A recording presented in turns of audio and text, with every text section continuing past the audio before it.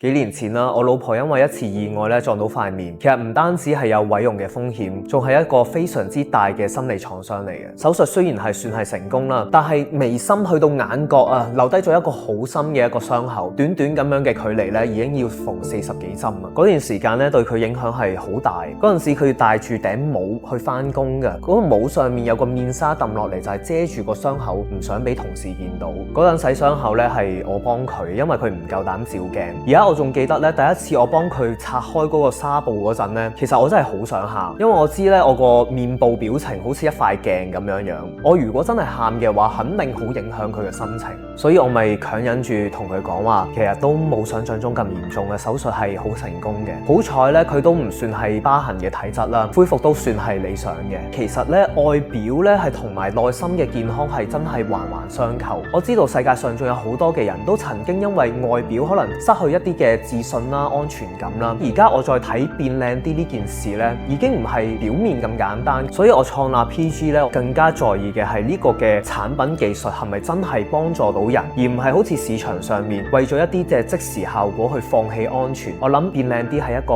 好長遠嘅事情嚟嘅。我做嘅產品咧，我老婆都用緊。如果你都想揾啲安全又有質素、有效果嘅產品嘅話咧，follow我哋啊！